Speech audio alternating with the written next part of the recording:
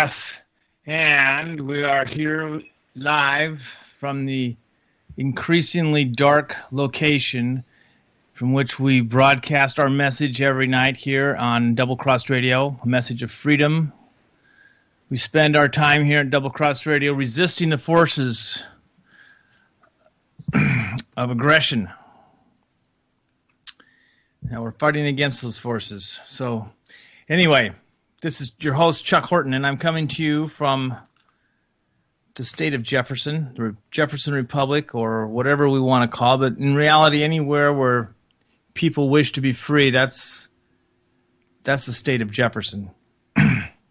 Now, tonight's show, just quickly touching on last week's show, we talked about people have a passion in their life. I talked about the Wright brothers and how their passion for powered flight led to advances in technology that some of which we are still using today to fly planes, which really impacted people all over the world, most of whom had never even heard of the Wright brothers. And if they had, they don't really understand who they are or what impact they had on their lives. They think, oh, they're just somebody that did this and someone else did this, and now what we have today wasn't anywhere even close to what they did. Well, that isn't true. What is true is that without them, I think they probably advanced flight 50 or 60 years in their generation of maybe 20 years of active research and work and development. So they tripled how they quickened the advancement of technology with regard to flight. So I just want to know how important people like that can be. And I ended up the show, I talked about my former co-hosts, David West and Drew Lamb, and they still appear on the show from time to time. They just have lots of time that they need to direct to their activities that they're really focused on right now, and they don't have time to do the show. It takes a lot of time to do the show, and we don't get paid. It's hard to justify it to our wives or just to ourselves. In David's case, he's not married. But I wanted to talk a little bit about one of my passions that in my life that I don't know if it changed history, if it impacted people, but it was rather cathartic. It got me started on the path of speaking out because I think it kind of changed my life. It kind of made me into the person I am today. Mediocre talk show host on a broadcast for free network, heard by, I don't know, some days hundreds, some days tens of thousands, but it doesn't matter to me how big our audience is. What matters is that the message gets out and those that are interested in can hear it. Well, after Drew left the show, and he's still going to come back. I talked to him a while back, and when we were thinking we were going to have Jeffrey Tucker on, and then we didn't get Jeffrey Tucker on, Drew was going to be part of that show because he would really like to talk with Jeffrey Tucker. He thought that would be a really amazing experience, and I agree with him. It would be, but we may or may not get Jeffrey Tucker back on. We have to reschedule and get some time when it's good for both of us. And I've been very busy, so I haven't had much time to spend talking to him. But on the first show that I kind of did solo, one of the first shows, I think it was maybe the second one, the one after Jordan Page's show, which was excellent. That was an amazing show. That was probably one of the best Double Cross Radio shows we've ever done. If you doubt me, you could look that up on YouTube and play it sometime. It's still relevant. It's still awesome. What a great conversation I had with Jordan Page that night. But soon after that, I did a show where I was talking about Hillary Clinton and how I couldn't believe, and I still can't believe, how the Democrat Party could promote somebody as thoroughly corrupt and as morally bankrupt as Hillary Clinton as their candidate for the highest office in the land. And I went through pretty much a history of the 1990s, the Clinton Gates, and back with a few references back into the time as her First Lady of Arkansas. trying to show how she had established a pattern of behavior in her lifetime, lying, ignoring laws that everybody else had to go by, using her power to destroy her opponents and adversaries and to enrich herself at others' expense. She always saw herself as some sort of superior human being, that she was smarter than everybody else. She was, had this higher sense of morality, so she did not have to obey laws because she had this moral compass that would always keep her going. She just is totally a sociopath. Well, since that time, that was before the email scandal, which she's now like way over her head in, came about. But I just want to remind everybody how this was told to you maybe a month before all this news started to break about how corrupt an individual she is and how she ignores laws that other people should have to abide by.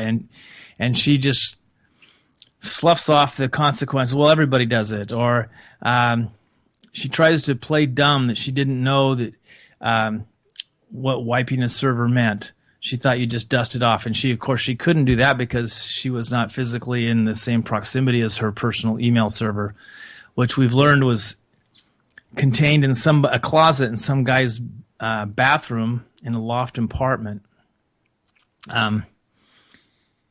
Clearly a violation of the security ethics. And I don't know if I agree with all the security ethics, but everybody else has to live by those laws. Apparently Hillary doesn't. I tell you, Democrats, if you're still supporting, you are disgusting human beings. She isn't as smart as she pretends to be. She's not stupid, but she's not as smart as she pretends to be. She is not technically savvy. This is a lady that used emails to get her staff when she was Secretary of State. She would email them to bring her coffee.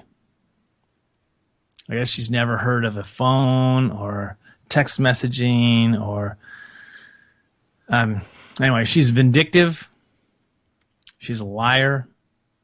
She's a sociopath. She's committed enough crimes in her lifetime to spend over 200 years in prison, and she hasn't been convicted of any of them because the people with money who run this country know that she is controllable because of all of her ethical lapses. She's somebody that they have leverage on. They can get her to do whatever they want because they can bring her down in an instant by just removing the support. They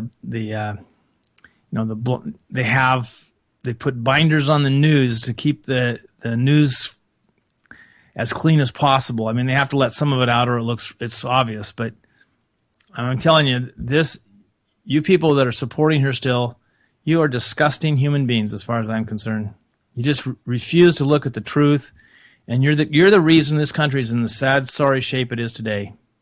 Because you keep putting criminals like the Bushes and the Clintons in office to run this country.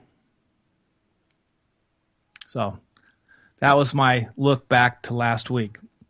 Today, I wanted to continue on this on a brighter note, more positive note.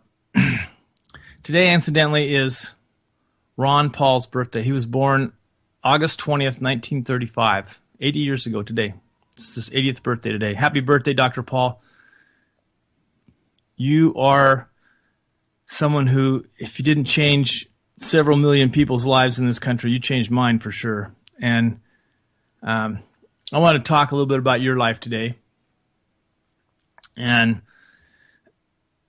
all the ways that you have made life for Americans better or increase the likelihood that there's some way we can escape this impending financial disaster because you've educated enough people to, you've kind of like put lifeboats of knowledge out there for people throughout your lifetime.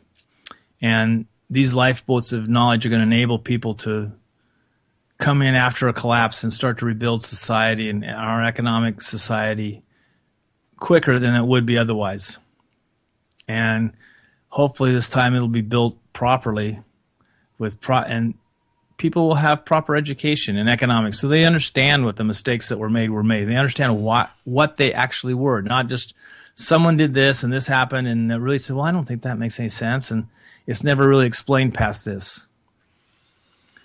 I was always taught that the Smoot-Hawley tariffs caused the Great Depression. That's not really true. I mean, they were a contributing factor, but what caused them was the creation of money without any products or any wealth being created by the Federal Reserve. And because there was no price inflation on consumer products, people thought there was no inflation, but there was still inflation. There was still malinvestment. There was still resources being put to different modes of production, producing things that people didn't really need. There was a huge overproduction of agricultural products. There's so much so that they were slaughtering herds of animals and plowing fields under while people were starving in the streets at the same time. Between Hoover and Roosevelt, I don't think the two of them could add up their IQs and come up with 100. Just an abomination anyway. But Ron Paul, he was his early years probably didn't have anything to do with economics or history or whatever. He was just a typical student growing up in the 40s and 50s. He had some notable accomplishments. As a junior, he was I believe this is the Pennsylvania State 220-yard dash champion. Now, I believe it's probably kind of like Oregon when they have different classifications.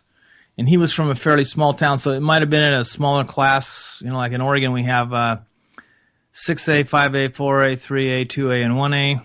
So, it could have been in a 3A or 4A or something, or it could have been the 6A. I don't know. He was a fast runner for sure. Even in the 1A, those kids that win the 220-yard dash, they can run. Graduated from Gettysburg College with a BS in biology in 1957. Became a doctor of medicine in 1961, graduating from Duke Medical School. That's a pretty prestigious medical school. In 1963, he entered the Air Force and served as a doctor for the next 2 years. And during this time, there was a lot of time that was just there wasn't anything for him to do. He was kind of on call. He was there. It wasn't, he was expected to be ready to go into action, but he wasn't always called on to do anything. And so he filled in his time by reading books on economics. So this is, I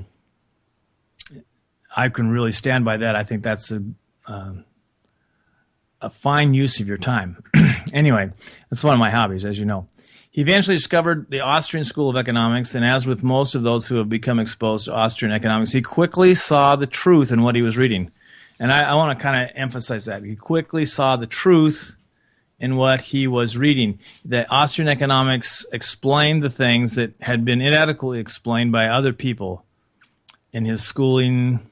He was in sciences and medicine, so he probably didn't have a lot of economic education, but he'd probably been exposed a little bit in high school and a little bit more in college. And he probably was left with some questions about some of the things.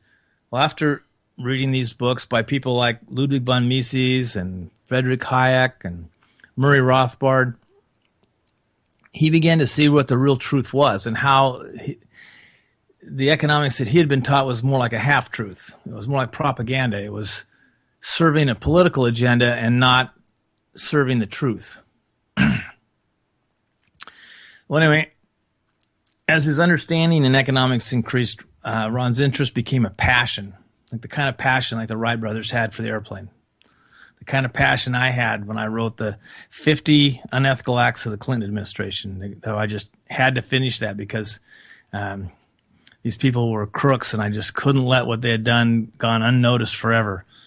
By the way, how many of you know of 55 people of whom you're associated with one way or another, maybe every day in business or maybe occasionally or maybe just once or twice in your lifetime, but 55 people that you have known at the age of 40, 55 of those people have died accidentally, suddenly and accidentally.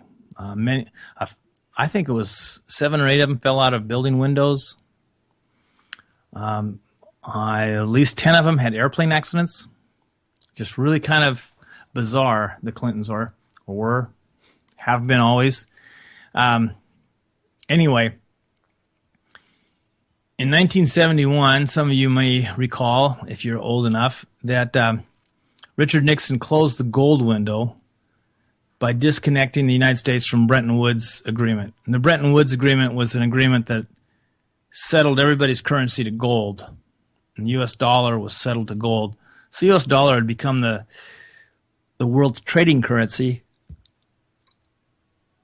And anytime you wanted to trade a U.S. dollar in for its equivalents in gold, you could if you were a foreign country. American citizens couldn't, but other countries could. Well, in order to pay for the Vietnam War, they had began to print more and more money because the taxpayers wouldn't stand for a war where their sons and actually there were a few women in serving medical corps, but there weren't really any women in the so your sons were being sent home in boxes and you were having to pay much higher taxes. That would have been very politically unpopular. So instead of taking it to the voters, they just did a propaganda campaign and inflated the currency.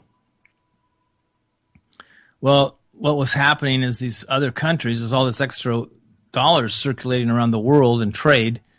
Those dollars began to come back to the United States and they'd want to exchange them for gold. And we had quite a sizable amount of gold when the Vietnam War started. By 1971, when Nixon closed the window, I don't think they had enough gold to keep that window open another year. I think it was severely reduced. Now, they've since supposedly built that supply back up, but recently when Germany asked to have their gold, which was stored in one of the Federal Reserve banks, I believe in New York, they were told they'd have to wait 8 years to get their gold. So apparently it's still pretty empty down there at Fort Knox. Well, all of this really distressed Ron Paul. He was quite upset by it, and eventually it led to him trying to enter politics. And to give you an idea why it was really distressing to him, he predicted right at this time. He wrote letters to editors. He appeared in some talk shows. He started a newsletter with Lou Rockwell about money and investing, and it was incorrectly dubbed a gold bug. It wasn't really gold. He was just trying to focus on what is really sound money. But if those of you who don't remember this time, if you were too young or you weren't even born yet, prices were doubling approximately every 2 to 3 years, that'd be anywhere between 24 to 36% rate of inflation. And contrary to Keynesian economic theory, unemployment was also rising at the same time, which Keynes said was impossible. Well, it was happening. So I guess Keynes had his head up his rear end, which is not unusual. He was wrong about a lot of stuff. And all this gave rise to a term became known as a misery index. And Jimmy Carter used that to defeat Gerald Ford in the 1976 election.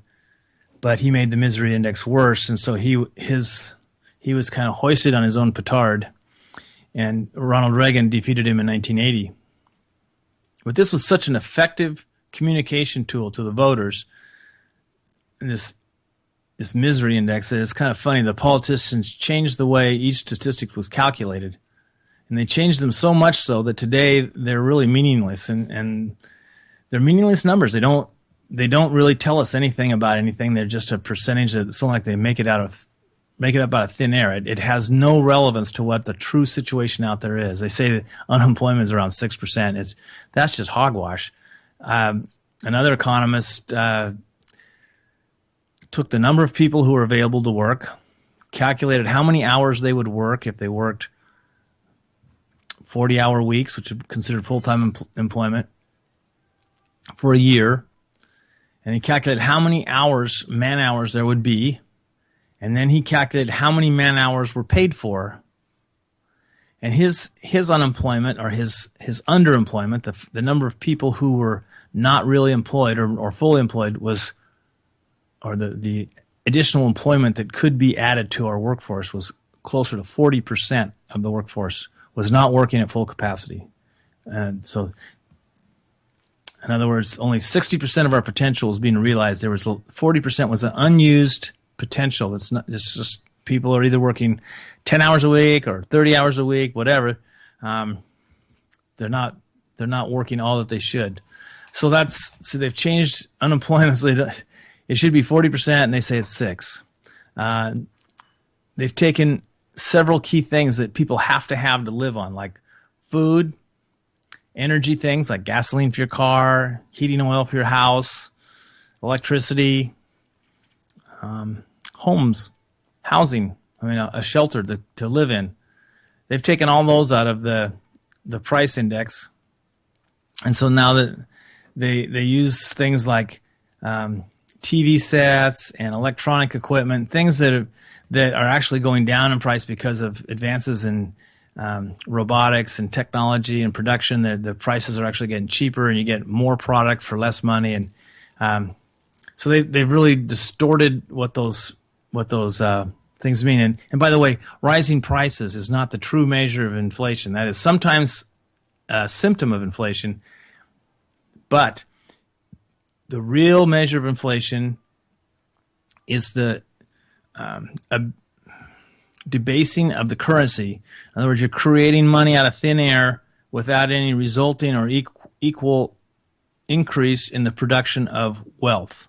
So Ron Paul saw that. He didn't. I mean,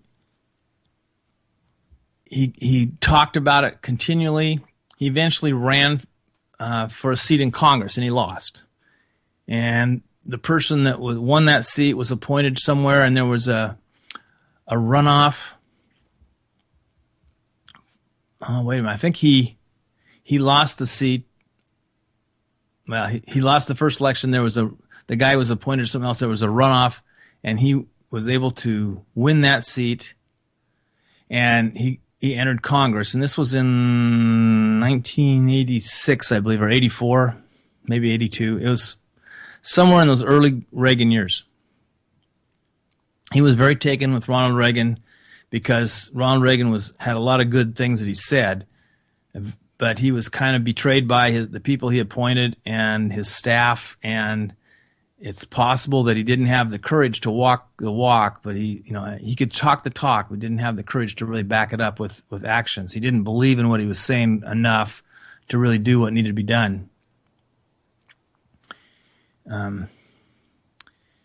So he won the seat in Congress and brought his message of free market, sound money, and individual property rights to deaf ears. People in Congress, they didn't want to hear this. They want to get reelected. They want to keep this good paying. It's a really good job being a congressman. You get all these donations, which you can kind of launder into your own personal wealth. You can take cash bribes that you don't have to report to anybody as income and kind of stuff them in your refrigerator. And even if there's a flood, you can commandeer a boat and go up to your house and open up the freezer compartment of your refrigerator and take out maybe hundreds of thousands of dollars in cash, get back in the boat, and go off down. This was after Hurricane Katrina. I think his name was Congressman Jefferson something of Louisiana. So that happens. So congressmen they're there for the money. It's a millionaires club. Anyway, he stayed only a short time. He left the House in 1984, and he quoted on his departure saying, "It's difficult for one who loves true liberty and utterly detests the power of the state to come to Washington for a period of time and not leave a true cynic." That's probably true. So he returned to being a doctor. He's an obstetrician, delivered many, many, many babies in Texas in his congressional district. And then he actually became very, very much disillusioned with the Reagan administration. In 1988, he left the Republican Party. He was so disillusioned. He thought that they had completely sold out. They had abandoned the principles that were taking the country in a better direction, and they had gone back to the same old that put them in the rut they were in before. And so he resigned from the party.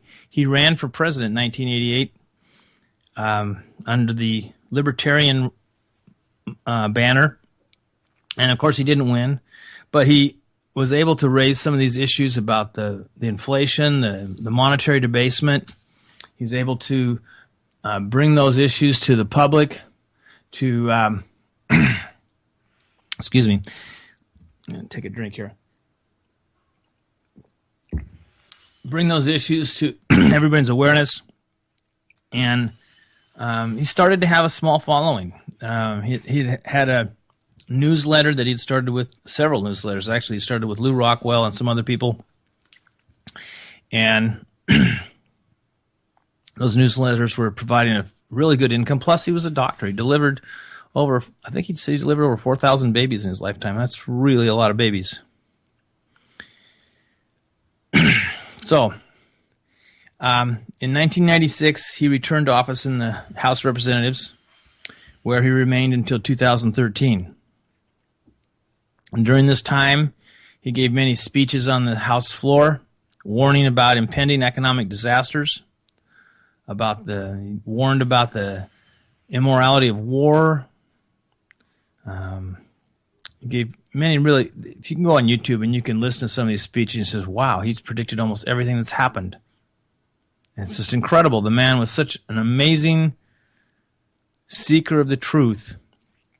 And and knowing the truth gives you kind of it's like putting on a special pair of glasses like that movie We Live, and you can see things that no one else can see, and they think you're crazy because they can't see it because they've been propagandized by all the stuff that's out there in the media. But he had those glasses, and he could see what was coming. And it was he was trying to warn people. He was trying to do what he could, and more and more people started to listen to him, and they'd pass it on to their friends. And so he was a fairly popular congressman with America. And I have something here I was going to read to you from. We posted this on our Facebook page today. This is a link to an interview that Tom Woods did with Jeffrey Deist, who's the president of the Mises Institute this year. He's running the show for this year. And he's talking about, Woods started off the interview. He says, I want you to talk about the time you spent as Ron Paul's chief of staff. I can't imagine that could be dull. So first of all, what was that like, and how would you compare it to what the likely experience of other politicians' chiefs of staff would be? And Deist says, it was amazing, and in part simply because over time, Ron had risen up to become such a national figure in that political class in D.C., had to start to begin to give him grudging respect. Because if there's one thing that they respect, it's fundraising ability. So as much as they might disagree with Ron, these poor congressmen were all plagued in their home districts by people coming up to them and going, oh, I'm a huge Ron Paul fan, or can you give me Ron Paul's autograph, or can you vote more like Ron Paul? They all hated it. And one of my favorite parts of the job was, again in D.C., there's this ludicrous hierarchy of absolutely unaccomplished nobodies sort of strutting, feeling their oats. And so there's this unspoken rule among chiefs of staffs or members of Congress that when they want something, they reach out to other members, chiefs of staffs. In other words, you can't just talk to the receptionist or something. Absolutely pathetic. So I would sometimes get these calls or emails from other chiefs of staffs shyly saying, hey, I got some Ron Paul books. Can you get them signed for me? Or stuff like that their constituents had requested. So you see, here he was in Congress, and nobody really was receptive to the things he was saying because he was talking about free markets, and they were talking about controlling everybody. He was talking about sound money, and they were printing money like it was going out of style so they could go to war and build up this war machine. And the Cold War was still going on. They were going to bring down the Soviet Union with the Strategic Defense Initiative, SDI. And it was crazy time. It was crazy time. Crazy time to be alive. And part of me wanted to believe in Reagan because he was such a likable fellow. But Ron Paul was right. Ronald Reagan was wrong. The thing that brought the Soviet Union down wasn't the Cold War. It wasn't the arms race. It was the stupid socialistic economic system they had. And that's all you need to know about that. So anyway, I just thought that was a really funny little story from Jeff Deist that, Ron Paul was kind of a rock star among representatives. He was somebody that was a representative. Everybody in the United States. That means every single person that was awake to a certain amount of extent felt that Ron Paul was their representative too. And so their elected representative, they wanted them to connect them to Ron Paul a little closer. They wanted to be closer to him. Now, that must have been kind of distressing to these people. They're trying to win their seat and look like they're this big shot, and everybody else say, well, yeah, could you get me on Ron Paul's autograph? This is, they don't care about his autograph. That's pretty funny. So anyway, it's worth considering this, and this is really important. This shows you how ineffective our government is. As popular as Dr. Paul was among people, and you don't have to do anything more than just remember back to the last election, 2012 president. In the primary season, Ron Paul was giving speeches to thousands of people every day. In some of these speeches, he talked to over 10,000 people. At UCLA, they had him in an outdoor arena for the tennis, and it only held 7,000 people. It was packed. There were people climbing trees outside the stadium to listen and to watch from the trees. They turned away another 2,000 or 3,000 people from that event. Mitt Romney shows up for a speech in Detroit, and there were more photographers and reporters than there were people there to listen to him. I've seen a bigger crowd at a wedding reception. Romney wins the nomination. To me, that seems like that just tells me that something was wrong. Something was fixed. Something was rigged. I don't know how many times the lever got pulled for Dr. Paul, but it all registered as Mitt Romney. And Mitt Romney was one of the elitists chosen. So whether Romney won or Barack Obama won, the elitists that run this country would win. But Dr. Paul, in all the years he was in the House, he sponsored 620 bills. The legislation that he sponsored, 620 in 22 some odd years. And of that 620, only one was ever passed. And a lot of people would look at that and say he was a failure. He didn't succeed. And I think that that's one of his successes, is that he never compromised. He never sold his soul to the devil to get something that he wanted. He stayed true and fast. He wouldn't say, you vote for mine, I'll vote for yours. He said, no, you don't have to vote for this. You vote for it if you think it's good. I'm not going to vote for yours just to get you to vote for mine. He wouldn't play that game. And so a lot of his legislation was doomed because people knew that aligning themselves with Dr. Paul could get them in hot water with the press and things like that. So in 22 years, 620 bills that he sponsored, one passed. And yet he is still one of the most admired and respected politicians of all time, probably in the 20th century. Can't think of a single politician that had more respect for the job he did in Washington than Ron Paul. Now, he wasn't perfect. I imagine he had a few, things that were not awesome. And there's the issue of his famous newsletters that were sent out, and he had so many of them, he couldn't do them all. He would write stuff, and then it would be put in all the newsletters, and other people would fill them in. And some of the stuff that came out was kind of racist. Some people thought it was racist. I'm not sure if it was racist or just a truth that no one wanted to consider. But it wasn't said very well. And maybe it was acceptable in the South, but it is not acceptable all around the United States, because it certainly could be interpreted as somebody who was racist trying to sugarcoat something. But knowing Dr. Paul and his attitude towards minorities, I doubt that has anything that he had anything to do with. And he has renounced all those statements and said he didn't write them, he didn't know who wrote them, he didn't believe in the things that were written.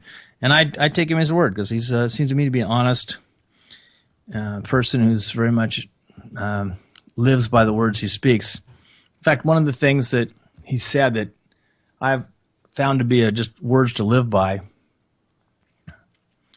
and he said this many, many times in different ways, but in essence it says, it is, I think the posters all say it this way: truth is treason in the empire of lies. And that was kind of the story of Ron Paul's life as a politician. He kept speaking truth to power, and it was labeled as treason because those in power don't want to lose their power. And that's still true today. Ross Ulbricht is in prison for life probably for something he didn't do. He was framed because he was speaking truth to power. Aaron Swartz was persecuted till he committed suicide, and I'm not sure he did. I think maybe he was killed and made to look like suicide. People in Washington, D.C. do that because he was also speaking truth to power, and he was succeeding. So anyway, I still think that Ron Paul was a huge success, and I'll tell you why I think he was a success. Before he started his 2008 run for president, less than 10% of the population even knew that there existed an institution called the Federal Reserve. Now, that's despite their name being on all of our currency. If you take out a dollar bill or any paper money and you look at it, it has Federal Reserve note all over it. And yet no one knew that that was a private bank that had a monopoly over the creation of money in this country. By the time he finished in 2012, over 70% of the population knew about the Fed, and over 50% were in favor, I think it was closer to 60%, were in favor of auditing this private institution with the monopoly over the creation of money. Another way of stating that would be counterfeiting. And this is even, what's more amazing about this is this was all accomplished in a media blackout. Ron Paul, Jon Stewart said, since when has Ron Paul become the 13th floor of a hotel? Have you never noticed that? You get in a hotel, the floors go 1 through 12 and then 14 through whatever to the top. There's no 13th floor. That's true. True fact. In Europe, there are 13th floors. In America, there are no 13th floors. The media just wouldn't talk about him. Just imagine what he could have accomplished had they been not controlled by the people that control our whole society. If the reporters had actually been news people with some integrity and had reported news and talked about the issues that he was talking about. Well, he was very successful. And so I come down now to the question, it's pretty easy to imagine how the Wright brothers' inventions with airplanes have benefited everybody in society. We've all had that touch our lives in some way or another, whether it be increased possibility to travel, or you can get things overnight, air freight. You can get stuff from one coast to the other in just, in a day or two, depending on how much money you want to spend. You can get it next day. So there's a lot of things that are a result of what the Wright brothers did. Well, Ron Paul's life's not over. He lost his presidential bid in 2012, but I think when he got out of government, and it's kind of like taking he had awakened millions of people. I would say his base of support is somewhere around 10 million people. And these people are in all walks of society. They're from the top to the bottom economically. They're men and women.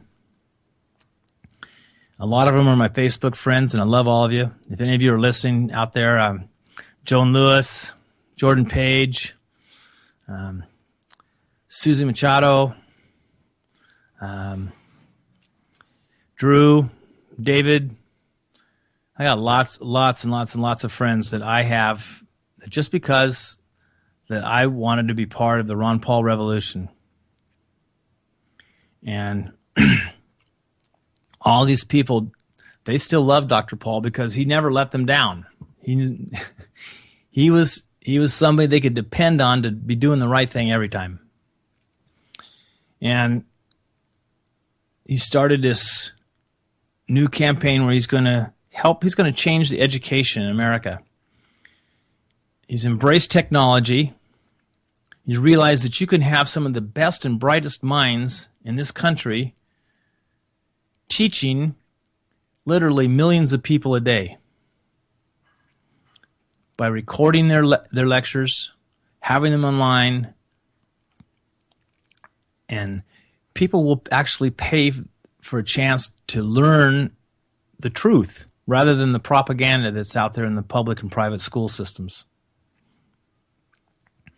And so they get to learn from people like Thomas Woods in history and Jeff Herbener in economics, who's just amazingly, he's like one of the smartest people I've ever read.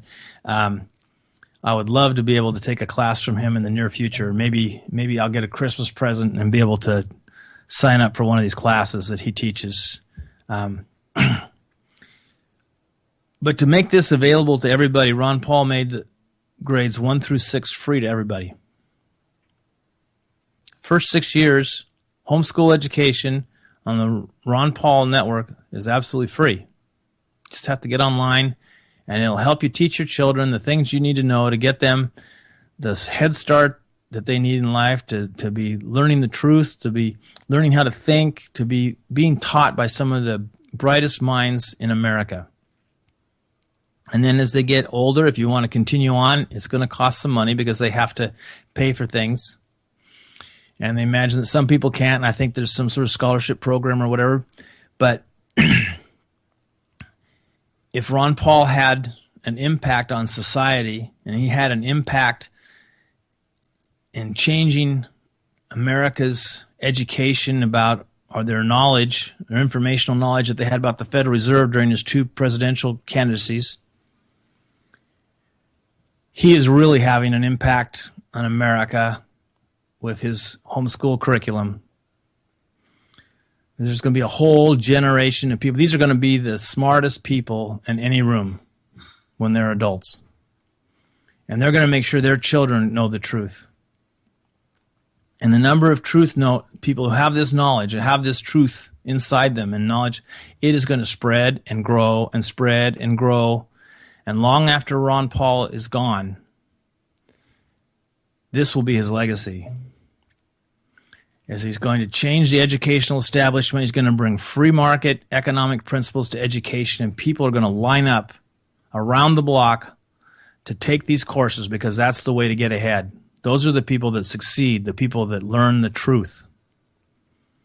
And I tell you, any of you out there that have children, I encourage you to look into this.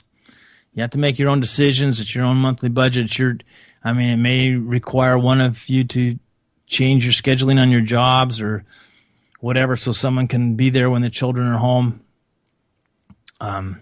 You might have to make some family sacrifices. But I tell you, if you want your children to be free, if you want them to have a chance in the world, because America's public school and private school students suck compared to the rest of the world's education systems.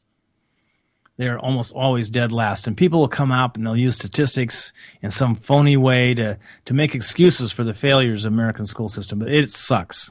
It's horrible. You can't, it's like you're the New York Mets in 1962. You lose almost every game. You say, well, it's because of this. No, it's because they had crappy players. And they didn't get good results. And by 1969, they won a World Series, but they only had, I think, one player left from that 1962 team. They only had all the rest of them weren't good enough to play on the team that actually won a World Series. And that's what you got to do. You got to improve your system if you want to be a champion. You got to you got to get the people in there that can do the job. You got to. It's more than all that. You have to also be involved with people that have a passion for teaching, a passion for learning, a passion for what they're talking about. When you listen to Tom Woods give a lecture in history, he really loves history. It's like he's living it again when he tells the stories about all these things. I've taken a class from Tom Woods about America's Great Depression. That was a lot more expensive than it is now. And that was money really well spent. Every lecture was so interesting. Time flew by.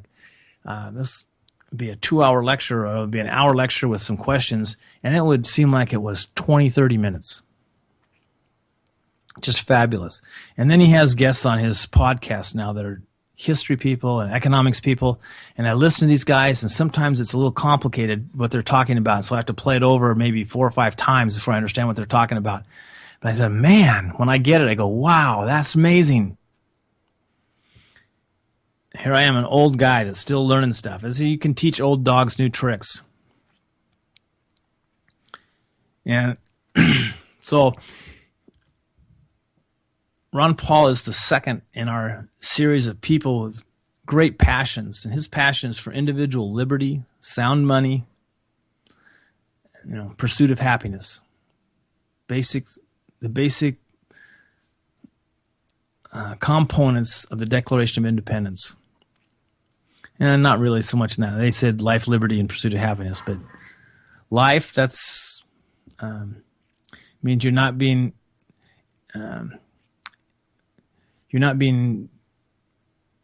capriciously having your life ended because you disagree with some ruling by somebody, or a policeman pulls you over and guns you down. That shouldn't happen in a free society. And liberty is about the absence of force and coercion. And that's kind of what this country is supposed to be about. It isn't about that anymore. Try not paying your taxes and see what happens. Try and disagree with the policeman about whether he has the right to stop you or not. I don't advise it unless you want to end up dead. And then the pursuit of happiness. That means you get to do what you want to do as long as you don't infringe on the rights of others. Well, what's wrong with that? We have the highest incarceration rate in the world. We have more people living their lives in prison than any nation in the world, including China, which has a population approximately 10 times what we have. It's just these are things that just they're statistics, they're reality, and you can't say they don't exist, because they do. But how can they exist in a free country? You ever ask yourself that question? But if you go out there and you start to talk to people about that, they will look at you like you're speaking treason. Because why? Because truth is treason in an empire of lies. And that's what the United States has become, an empire of lies. So, that's going to wrap up this week's show. We still have a few minutes left. I'm not going to take any calls or anything. But I'm going to tell you about next week's show. And we plan to have on Dr. Mary Ruwart. She is a truly amazing woman. She's worked in the medical field. She's been on the dark side. She originally worked for one of the big medical corporations. And then she became disenchanted with that and went off on her own. She became doing independent consulting and has become a crusader and a very well-respected published author about the problems and inconsistencies and the corruption that's within the medical system as practiced in this country. It promises to be a great show. As with Jeffrey Tucker, she is a pretty high-powered speaker, and she has a lot of requests for her time, and we might get bumped. So we'll keep our fingers crossed that she will be able to be with us next week. And tentatively, we'll also have Greg Askins on with us as well next week, because Greg is of the local people here in Medford, he is one of the people I respect the most. He knows a lot about health issues and medicine and the body's ability to heal itself and nutritional foods and all sorts of things. And I think that this show promises to be one that I will be very, very proud to have been a part of, and you will not want to miss, because it could help extend your life, make your life more enjoyable, create a greater state of health for yourself. I've heard this woman speak at Freedom Fest in Las Vegas, and she was awesome. And I wanted to run up and meet her, and then on the way to go up and introduce myself, I was kind of blindsided. I ran into my nephew, who I didn't know was there at the time, and I started to talk to him, and then when I looked up, she was gone. That was really a pleasant experience to run into my nephew, who at the Freedom Fest, I didn't think he was there. So that was really cool. So that was sometimes you get these little things that happen. And wow, he's a liberty lover too. So, not that I doubted he was, but he also is a policeman. So there's always that. Okay. Oh, let's see. I'm going to finish this off. We have about 6 or 7 minutes left. So I'm going to read some more things from Jeffrey Deist about his time as chief of staff for Ron Paul. He's talking about Ron Paul right here, and this is he had this ability to have these incredible guests as witnesses. And then, of course, a couple of chances every year to speak directly to Alan Greenspan previously, but then to Ben Bernanke. A lot of that stuff, thanks to YouTube, will go down in history. If nothing else, he was sort of laying down historical markers as we went along. And you got to think back, we had several calamities from a monetary policy perspective and from financial perspective during Ron's tenure. We had the tech stock collapse in the early 2000s. We had the Enron accounting scandal issue. We had a housing collapse. We had a disastrous war in Iraq and all the deficit spending it entailed. So all these bad things, and I think it's very important people discount this, how important it was that Ron was there making the case for prosperity to say, look, these are grave errors, the grave sins of our time, because if we just keep repeating the mealy-mouthed stuff about monetary policy that both the demand side Keynesians believe and supply siders, the Chicago monetarists believe, then it's awfully hard for future generations to do it better and to understand what went wrong. Certainly there's a whole generation of young people out there who not only were introduced to, let's say, Rothbard because of Ron, but are also introduced to monetary policy generally because of Ron. And you've got to remember, monetary policy was considered this boring, wonkish, backburner issue that wasn't really political, that egghead economists would sort of, even amongst economists, it was considered sort of a dull niche. So for Ron to bring monetary policy to the floor and to put it in the news and to put it in a lexicon of average folks who read End the Fed or whatever, that's an enormous service to America, in my view. And it's in my view, too. Just think of how big of an accomplishment this was that Ron Paul did in his life and his service as a congressman. To be able to do this, he eventually became head of the banking committee, and he would put these guys, Alan Greenspan and Ben Bernanke, on the spot. He knew his economics better than they did, better than they knew theirs. And he could spot the errors in their logic, he could spot the errors in their reasoning, and he called them out on it. And we have those speeches on YouTube. We have them recorded. And hopefully we're going to learn from the mistakes that were made, because Ron Paul was calling them out as mistakes while they were being made and said, this is going to lead to this, and this is going to lead to this. And he was right every single time. You'd think that after so many years of being right, that more and more people would have listened to him. Certainly the ones who did listen to him loved him dearly, and they just followed him in droves. And he did have... there's a saying that we used to say amongst ourselves. It says, once you go Paul, you don't go back. And that even means to his son, Rand Paul. Once you go Ron Paul, you don't go back. You stick to those principles and you don't vary from them. You can say among the present candidates, Rand Paul probably is the best, but I wish he was more like his father. That's what I hear a lot. I hear that all the time among my Ron Paul friends.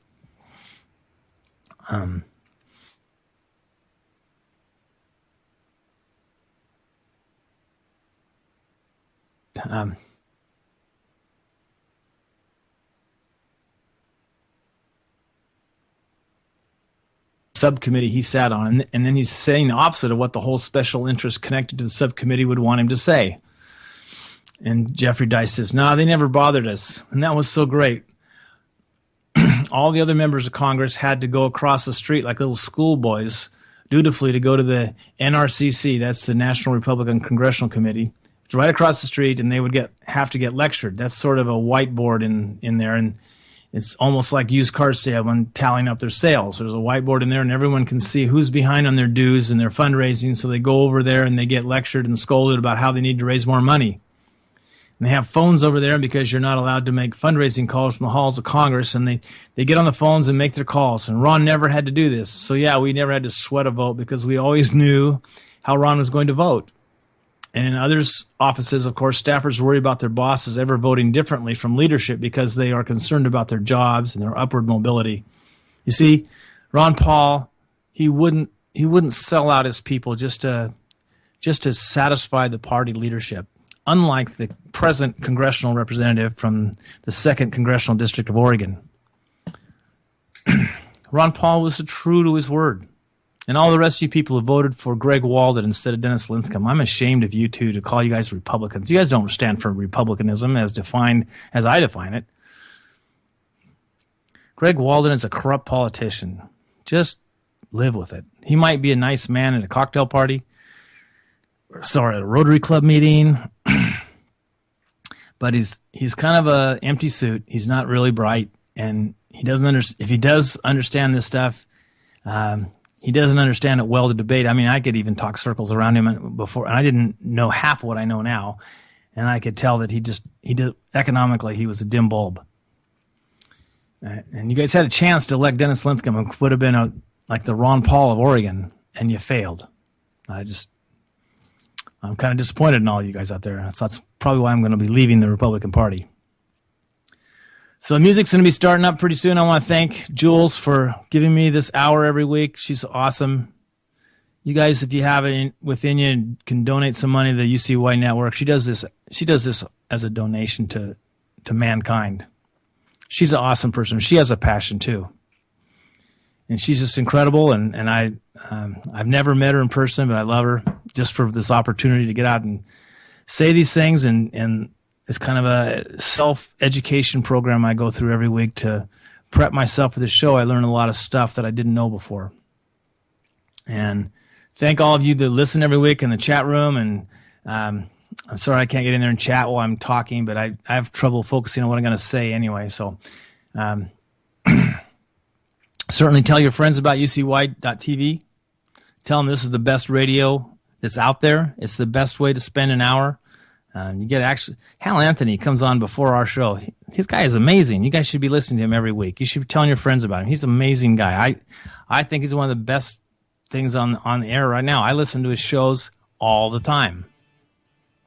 So this is an amazing network. Before the first cup, every morning, Jules gets on there and just goes through the news. I don't need to listen to those networks.